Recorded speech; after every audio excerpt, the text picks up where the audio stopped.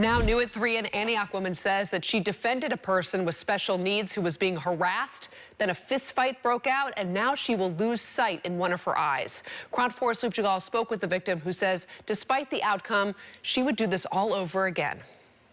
19-year-old Bianca Palomera is resigned to the fact that she will never see out of her right eye again after it was ruptured during an assault Saturday evening. I thought I was crying, but then I realized that it was blood going down my cheek onto my shirt. And then at the ER, when they had opened it, I had asked, hey, did you open my eye? And that's kind of when I knew that I couldn't see. It was just black. Less than 10 minutes after this group of people walked into the Habit Burger on Mahogany Way in Antioch that day at around 5 o'clock at night, and shortly after Palomera started her shift as an assistant manager there, she noticed who she describes as a high school-aged boy verbally harassing her co-worker's teenage special needs brother.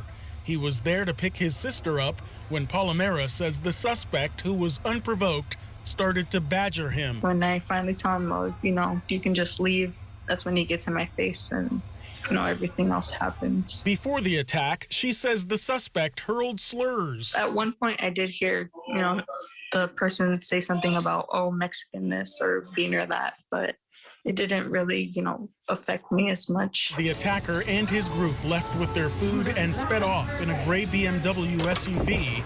Palomera says it took police 2 hours to respond, but she did eventually file a report.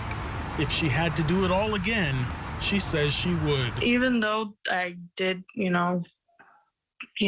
get basically disabled or, I can't see out of my eye, don't be afraid to step up for somebody, whether you know them or not. If you won't do it, no one else will, and if you're scared to do it, at least let someone else know what's going on. 2 people is better than 1. The community has raised more than $31,000 online to help with her medical expenses. Philippe Djegal, KRON 4 News.